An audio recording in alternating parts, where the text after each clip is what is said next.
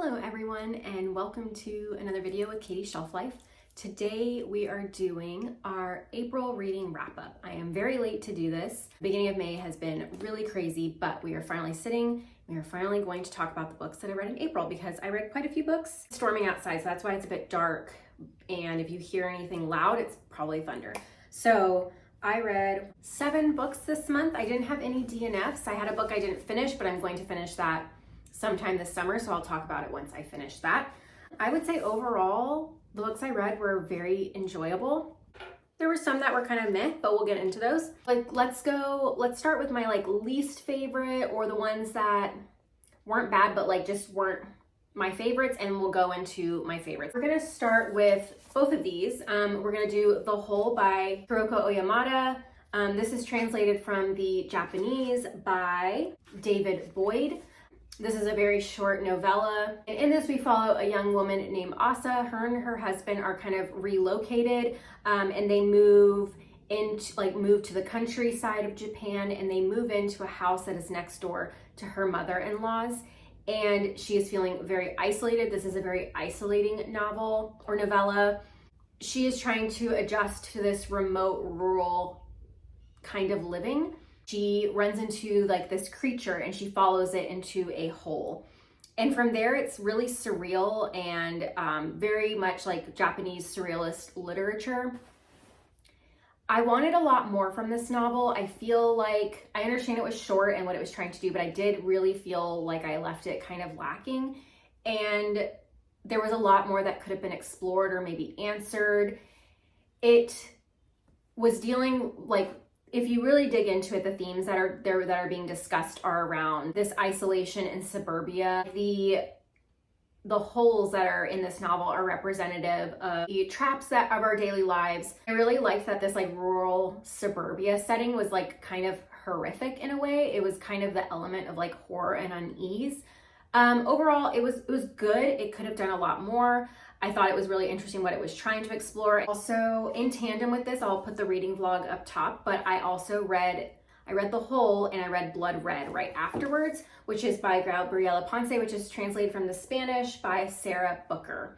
I also was a little underwhelmed by this one. It had similar themes to The Hole. Both were dealing with holes in really, really interesting ways, and I get really into that in the vlog. This had a different type of horror. This was more focused on this body horror, not in a horrific way, but in just the way bodies act, specifically a female body, through desire, through sex, through mothering, through bleeding. So that was really, really interesting. The plot of this is kind of difficult to describe because we follow an unnamed narrator, and she is married, going through a divorce, and is in this relationship with a man who lives in this cave-like apartment that she describes. And where the holes come in is that our main character has trypophobia. So she sees holes constantly as these all-consuming things that you fall into. She sees them in walls, she sees them on people's bodies who she is intimate with. She sees herself as a hole to be filled. Obviously that is through life, through sex, through the things that she puts into her body, drugs. And then later on it has a different meaning. And I will say that the very, very beginning of the book was really enjoyable. The descriptions of the apartment and the man was really great. And then the latter part of the book was really, really good. And I was really interested in that and the way she's documenting this specific thing that is happening.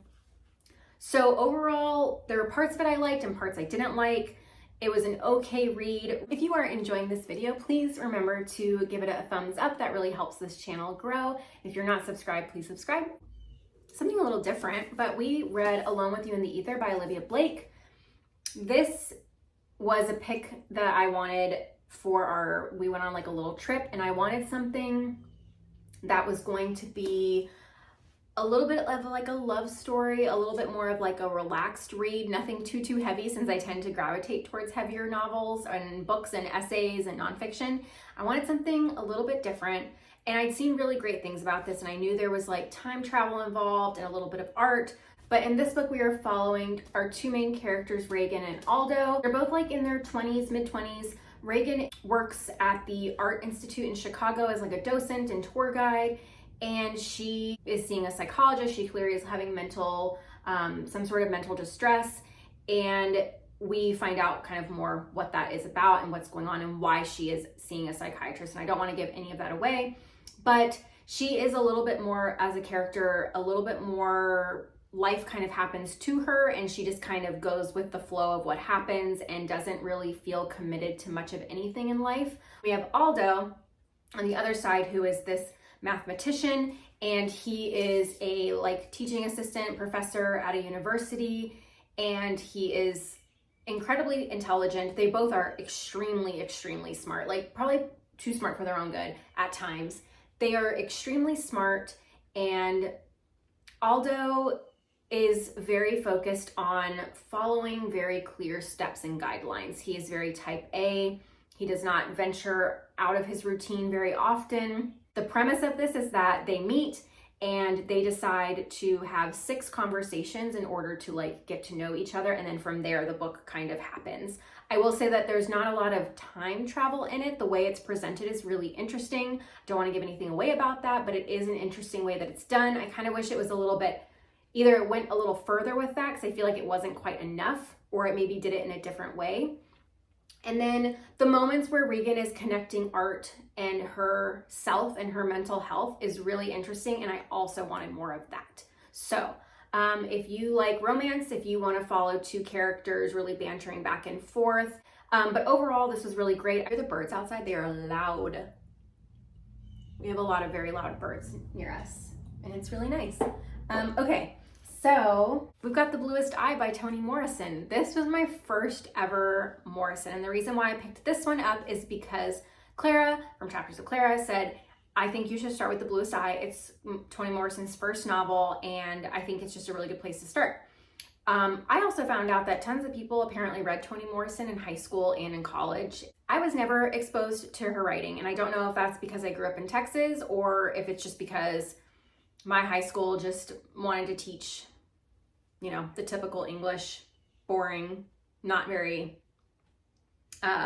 worldly, or, experiences of different authors and backgrounds, specifically Black authors. There are definitely parts of this book that were a bit difficult to read. However, I do believe that they were necessary to the story that Morrison was telling. But looking back after reading it, I was like, that was difficult, but that was also very important to the story that Toni Morrison was writing, and a specific experience that was necessary to this character. And I do appreciate that. As difficult as it was for me to read, that's not the point. My discomfort doesn't matter in the context of this book and this story.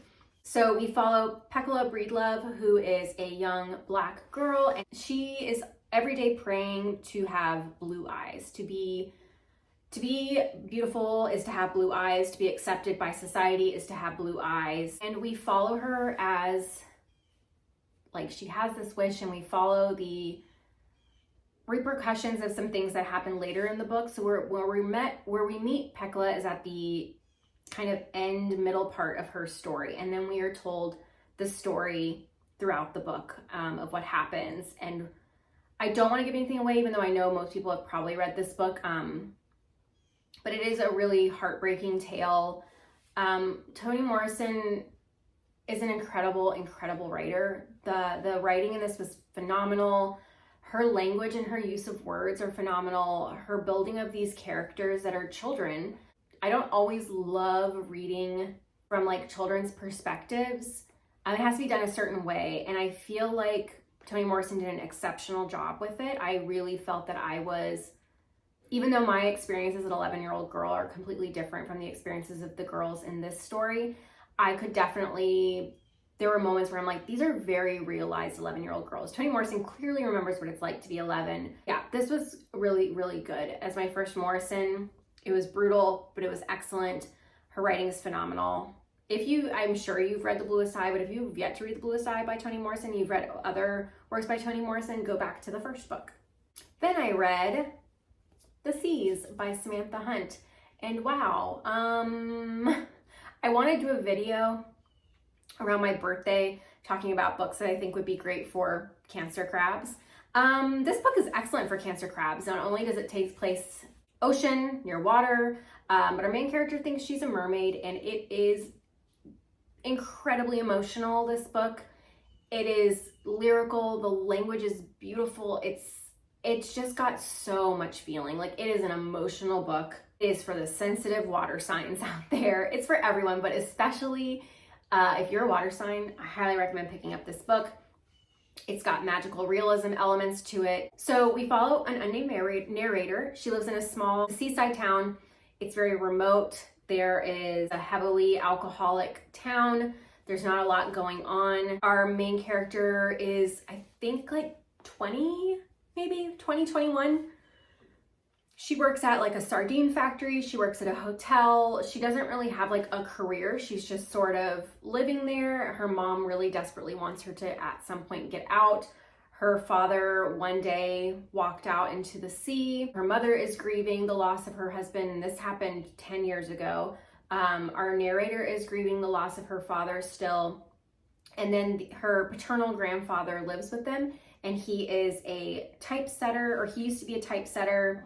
This book has a lot to do with language, and the language specifically of grief. Every character in this book is grieving something. We also have our other character, Jude, or he was in the Iraq War and he has now come back, and he's quite changed. Obviously, we know it's PTSD. We find out what happened. It's quite terrible. And so he is grieving a loss as well of who he was. Our main character and Jude have known each other for a very long time. She has known him since she was a child. He is significantly older than her. I think it's about 13 years older than her, and she is completely in love with him. Like, this book is just really heartbreaking, and it's just the whole idea of our narrator believing she is a mermaid because her father told her she was, that she was not the same as everyone else, that she was special and different. The only people who seem to really care about her are Jude, her grandfather, and her mother. And they all, to some extent, believe that the father will come back, that he is not gone. Yeah, this book is incredible. Like, the more I think about it and the more I like read about it, or I like listen to other people talk about it that read it, the more and more I really just am like, this book was excellent. Like, not only is it written really well, but the way it's written, the stylistic choices that are made at certain points to communicate the difficulty of language, and the language of grief, and the language of longing, and the language of being other is really incredible. I still am trying to gather my thoughts completely on it. I should have it by now, but it's great. On here it says the Gothic fairy tale. I could definitely see that. The ability to communicate the difficulty of language, the difficulty of expressing your grief, and the tale of the Little Mermaid, of being without a voice. Like, there's so many connections there, but Samantha Hunt did it in a way where it doesn't feel gimmicky or like she's trying to reinvent something that's already been done. Like, she's done this, she's created something wholly different, and it's beautiful, beautiful, beautiful, beautiful writing. If you want a good emotional lyrical read, pick this up. Oh, actually, I think I did that out of order. So this should come before this. I did out of order. Switch the order of that. But I next read Biography of X by Catherine Lacey. This is making the rounds. This is the big lit fic popular book right now. I jumped on the bandwagon with this one. I knew I wanted to read it. It had a premise that seemed like something I would really enjoy. And overall, I did enjoy, for the most part. It wasn't a 5-star read. It was more of like a 3.5 or a 4, the longer I sit with it. We are introduced to this artist, this woman, this kind of, I don't know how to describe her, but her name is X. And she is kind of this, like, the superhuman other artist. This, like, artist that we put on this, like, pedestal of being, like, this unknowable person who is everything and nothing all at once, if that makes sense. Like, and her wife, CM. X dies in the beginning of the book. We are introduced, that is what happens. And a biography is going to be written, and CM, the wife, or a biography is written, and CM does not like this biography. It is, to her, a poor representation of her wife. She did not want this to come out, and she decides that she is going to write the biography of her wife, X. And it's got some Handmaid's Tale vibe, I would say, because we're introduced to this alternate America. So America is like split. We have like different territories, and we, in the beginning of the book, go to the Southern Territory. The Southern Territory is like a hyper Southern, if the South got everything it ever wanted and being however it wanted to be, it's a fascist theocracy. There you go. And they split from the rest of the world after World War II. So CM goes about this trying to better understand her wife and to like set this record straight on who she was. And she kind of bites off more than she can chew, because she finds out these things that her wife was not exactly who she presented herself to be. It kind of kept going on and on at times. So I think parts of it could have been cut. And the ending was a little bit too ambiguous and a little bit too like, this is what she was up to all along. Like kind of, X gets the last word. And I think that could have been changed a little bit. What I was really fascinated by was the Southern Territory, the exploration of the artist as this superhuman person who is not like the rest of us. That all was really, really interesting to me. The idea of never really knowing someone's past.